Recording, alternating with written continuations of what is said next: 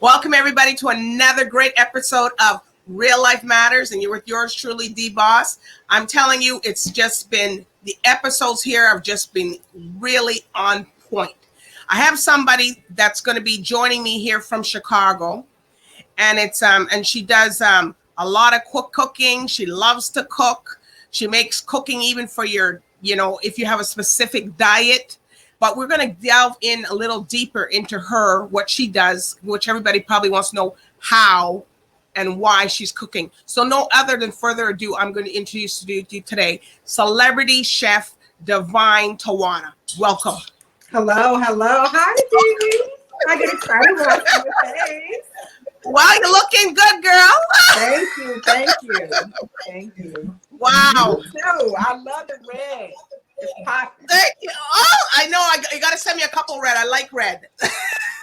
But we don't see them too often. When you do see those things, you got to try to pick them up.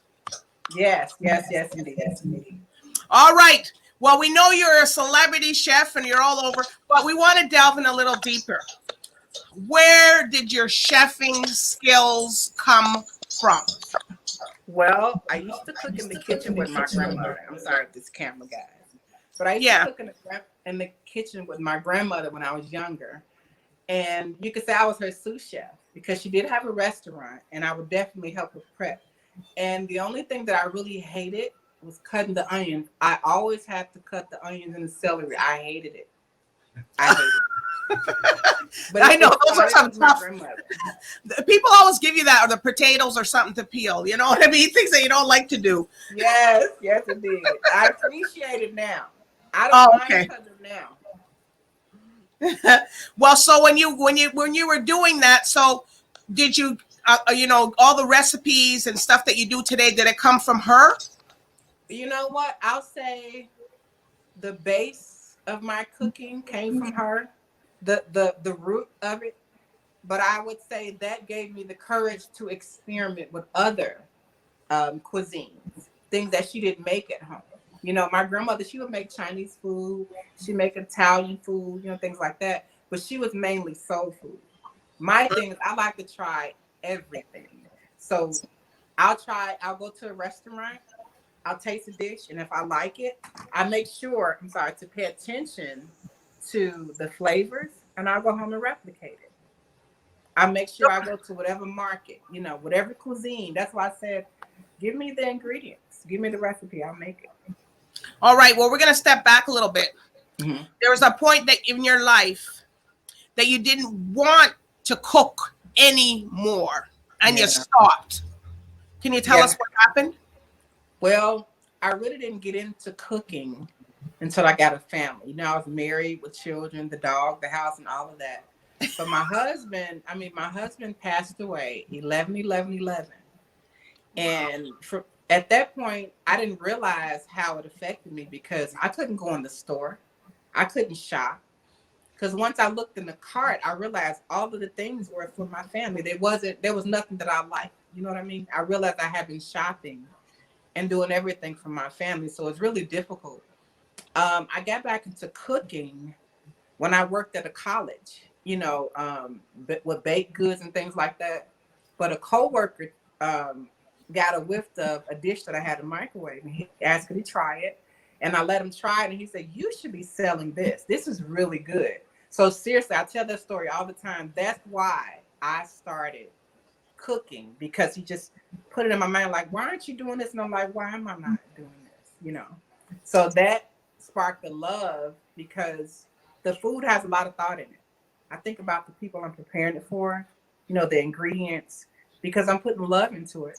And seriously, a lot of people tell me, Tawanna, I don't know what you did to this food. It made me go to sleep. Well, that could be that different itis. That could be that itis setting in. Yes. Seriously, I hear that so much. But you know what? Did everybody know that your husband passed away? No. Nobody knew I was married previously. Nobody knew I was a widow because I didn't talk about it. I didn't want that kind of attention or empathy for me at the time. I was on I don't know how to describe it. Once I started, put my feet on the ground, I haven't stopped. My mind has been on helping people. I always think about people. I hardly think about myself. So to be able to tell that now, it's almost like a weight is off my shoulders. Like, it's a good thing that people know that I'm not Superwoman. You know what I mean? That I'm not just able to just keep going and going and going without having a real human moment and saying, hey, yeah, I'm a widow. I am a mother. You know what I mean? And this Losing loved happened to ones is you, not and easy.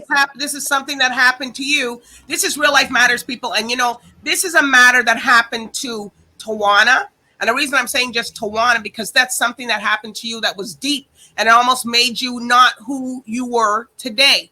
So what made you just say, you know what, I'm going to do this cooking and I'm going to get up and do this? Because I don't want you to start crying and thinking about things. I know, right? So seriously, I was working for it. So at first, I was an executive assistant at a college. I have an administrative background. I love office work. I love putting things together, and you know. Me too. But working at this investment firm, it was a little too easy for me. You know, I had the great pay, but creatively, I wasn't being used. You know, resume like this, but your tasks are like this. So I was dying. I didn't care what the pay was. I was dying. And I had to set out, and I just kept thinking about this food. I'm like, wow, what if I did cook for a living? Could I? But I had other ideas for myself. I know I didn't want a brick and mortar. I want to travel. I want to meet people. I'm like, I'm at this point in my life where I didn't want to wait until I was 50 and 60 to say, I want to do this. Do it now. So we can talk about it now. You know what I mean? So seriously, I said I would retire secularly. When I was 45, I retired a long time ago from secular employment. And I've been working for myself ever since. And I'm loving it because I've met so many people. I've got to cook for so many people. And the passion is really there because when I meet somebody, I want to, even when I feed the homeless people or my seniors, I want to make sure they keep their integrity.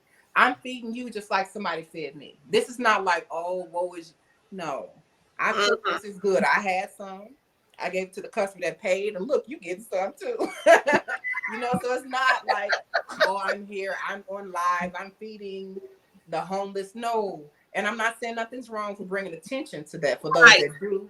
But I'm not doing it because I don't want, you know, I wouldn't want somebody in my face helping me, but you got a camera. That I just try to let people keep their dignity, you know, when I'm giving meals or whatever.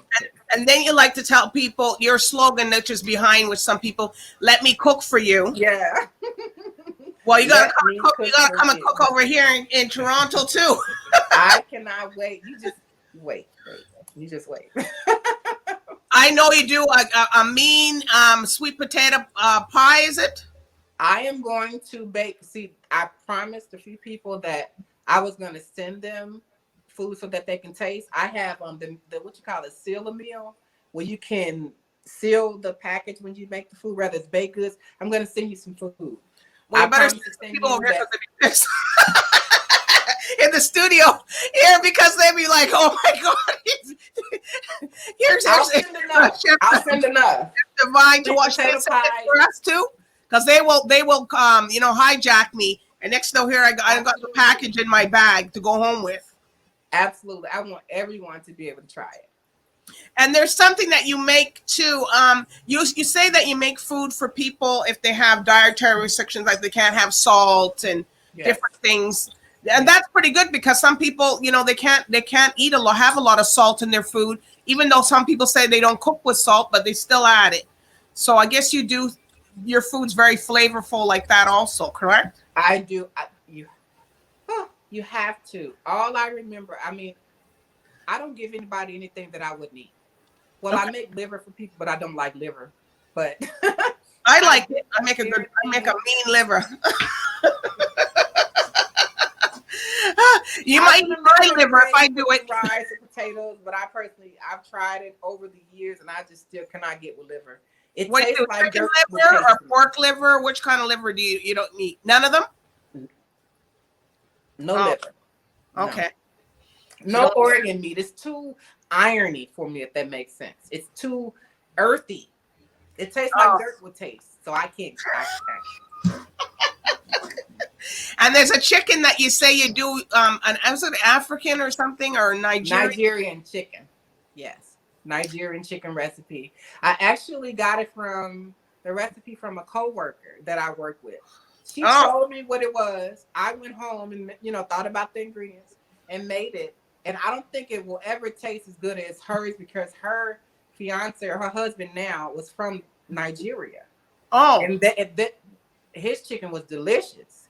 But of course, I add my own twist, and now I can't remember the original recipe. I've been told that my recipe is pretty good, so yes. And do you make cornbread? Absolutely. Because up here we can't get the cornbread unless you know how to make it from scratch. Yeah, I'll make some from scratch, and I'll send it to you. I'll send you a recipe. I mean, like... Yeah, you can send the recipe. I'm pretty good with recipes. What was that? I'm pretty good at if you send the recipe, I can adjust. I can cook really well too, so that's not an issue. Good. I like cornbread from scratch anyway. Mm-hmm. I don't like and I'm not gonna say the names, but right, the ones that you just mix the water and the egg. It doesn't hold well with your greens or your beans. It doesn't hold well. It's like cake. That's the turkey necks and the greens, right? Is that what you do? Yeah. Oh my gosh. Yeah. People that never had that. You haven't? I have. But for the people that haven't, I'm sorry. Sorry for you. You're making me hungry. Oh my God. I know, and this show's during the the lunch hours and stuff, so we're kind of like, oh my gosh, I'm getting hungry myself. This is the time for that food that we mentioned, though. This is the weather for that comfort food. That's why we want it so bad. And at Thanksgiving, your house must be your place must be packed. I had to, because I have yet to post my Thanksgiving menu. I'm gonna do it today, but I have so many tasks. I'm just like, okay, I don't want to be overwhelmed and absolutely worn out for Thanksgiving because the next day I have to be in Mississippi for the award show. Oh, awards! And tell us a little bit with that. Yeah, so November the 28th, I'll be in Meridian, Mississippi. I'll be the executive celebrity chef for the Underground Southern Music Awards. Underground Southern Soul Awards. I'm sorry. Yes, so it's going to be an award show. They're going to have quite a bit of nominees, but only the VIP persons or the people that purchased the after party ticket will get a chance to get my food. It's not open to everyone. So yes, only a select number of tickets. We're going to be set up in the ballroom. It's going to be a red carpet, black tie event. It sounds really exciting. I'm excited to do what I love to do, which is cook and travel to other states to do so. And so you're going to cook over there in Mississippi then, in their kitchen? Mississippi, yes. Wow. And we're going to be very careful because the mandate has been lifted as far as the mask. I don't think they're required to wear the mask. I'm not sure. Okay. But my crew, we're going to do everything that we're doing here in Chicago. We have to take precautions because our lives is more important than, you know what I mean? And it is real for those that don't think it's real. The virus is very real. Yeah. And what about, so what are you can you give us a little snippet of what you might do for Thanksgiving, like your Thanksgiving? Because absolutely. Different things. I'm going to be starving after, but I'm all right. So I don't like to leave anything out, so I'm getting a mental picture of the menu. Okay. There's cornbread dressing. Oh my God. I love that. Dressing, and I'm going to have gravy and cranberry for that. I'm going to have my Gouda mac and cheese, candy yams, green beans and white potatoes, potato salad, spaghetti, lasagna. I think she wanted red beans and rice, cabbage and greens, mixed greens. There'll be turnip and mustard greens mixed. And then I have to bake cakes. So I have chocolate cakes, a red velvet. I have the Hennessy caramel cake that I told you about. Oh my God, the Hennessy caramel. Well, I think that's the one you got to mail up in a separate package. Totally. Don't mix it up with the cornbread package. Absolute. Oh, it sounds. Absolute sounds good too. Yes, I'll definitely separate it. But that's the menu. Besides the meat, I have the paprika chicken, turkey, I have pot What roast. kind of chicken? Paprika? Paprika. That's a different kind of chicken. Oh, I've never heard of that one. tender, juicy. It falls apart. It's so flavorful and just, oh, you don't have to put anything on it. Well, probably people are going to be calling you for some recipes after this show. Oh, yes. The Paprika chicken, the Gouda mac and cheese, the lemon candy yams. Did you try that recipe yet? No, because you got to send that to me. Okay. I'm gonna do it. Okay. I'll try it out on my friends and family. They're gonna love it if they like fresh, because it's the traditional taste of the yams with the cinnamon and the nutmeg and the vanilla flavoring. But to add that lemon, it just gives it a pop, and then it keeps your potatoes bright and peachy. It's the colors are beautiful. It keeps it from turning brown. You know what I mean? Yeah. It's really and then good. plus, and you don't use any can. You use the real potato, the real yams. No can. So I'll say this. You know what? I will use the canned yams for pie. When you're making a pie, yeah, you can use the can. Because it does, you know what I mean? That's what I would. But as far as just having yams, you want to have with your cabbage or, oh no. Real yams. People that know, because those are hard things to cook. You got to really boil that. Yeah, and it doesn't take long. At least it's under 10 minutes. You know what I mean? Under 10 minutes. You chop them up or you put them in the whole No, form? not whole. It'll be at least 15 to 20 if it's a whole potato. You know what I mean? But if you're gonna cook the yams to eat off your plate, I cut them in nice little quarter pieces. Mm-hmm. That way they boil in 7 to 8 minutes. Then so that's the trick, people. So that's the trick, people that's listening. Cut the sweet potatoes up. Oh my gosh, yes. Otherwise, you're 3 days cooking it. Good night. Any potato, I would cut it down and to a quarter size. And I like my yams kind of big. The slice is kind of big because when I add the sugar and butter, I don't want the sweet potato to be lost in the sauce, if that makes sense. I want to taste the potato. Yeah. Yeah. And the people here in the studio go, because they seem a little bit hungry. Because we're all flipping hungry now. And I know people in America like to really do up their Thanksgiving, because I know people used to come down here and they said, "Wait, is that all you guys have for Thanksgiving?" I said, "Well, what else?" Because you guys do have a big spread. Like I went to a Thanksgiving down in the US and they had a fashion show and I'm telling you, it was just like they celebrated it more than Christmas. Oh yeah, yeah. So I actually can't wait myself, because that all of that heavy food, you really shouldn't be eating it throughout the year. You know what I mean? Because it's heavy. So this time of the year, that's when you get that craving. You're like, ooh, if grandma was here, I would have this, I would have that. So what I'm going to do, you're making me want to cook. Because besides the orders, I think I'm going to make something for home, which I've never really done. Just prepare a nice little meal for myself. But I'm going to do that. And I want the dressing. I want black-eyed peas. I want something a little different this year. Yeah, so people are thinking, oh yeah, you know what, she could probably cook from home, but you're actually a celebrity. You've been in magazines and stuff. This is Real Life Matters, and I'm telling you, look, she's going to show you a couple of things that she's been in. Look, there she is. Yeah, the Chicago Bridge magazine. Yes, that's that jambalaya. Ooh. Jambalaya. Oh my gosh. I know people are going to be contacting me and saying, "Can I get this lady's number?" They totally can.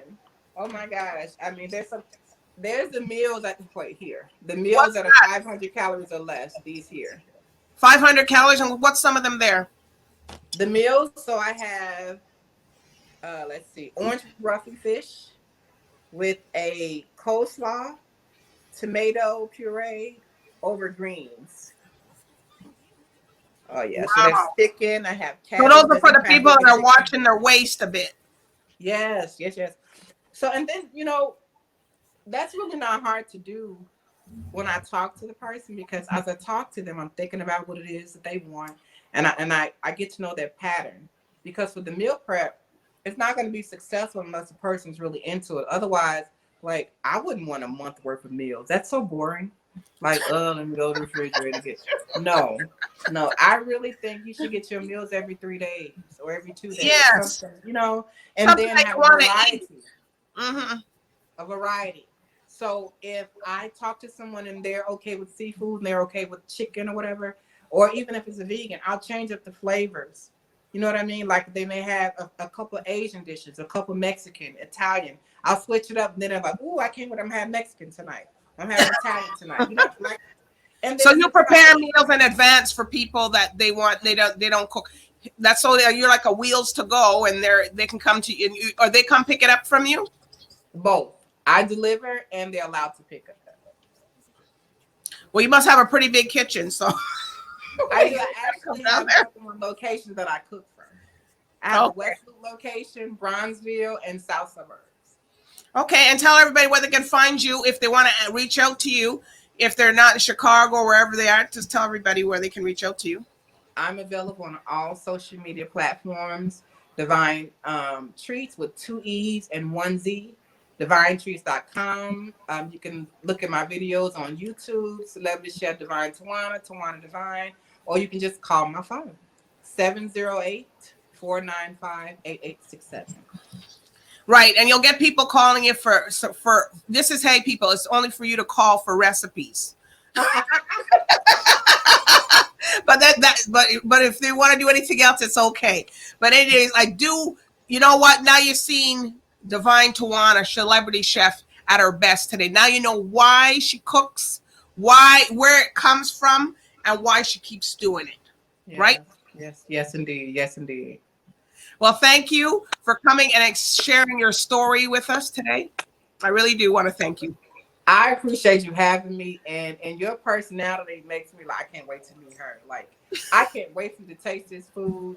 I want to taste your food, and I want to talk because I can talk. I know you're going to taste my food because I can burn. But anyways, I want to tell everybody today, thank you for tuning in to Real Life Matters and watching with celebrity chef Devine Tawanna. Follow me on Facebook at Real Life Matters, Instagram, DBoss_1, or you can go subscribe to my YouTube channel, DBoss, to see the episodes here. So anyways, I want to thank everybody and all my viewers out there in the Caribbean and wherever you may be watching, and bye for now.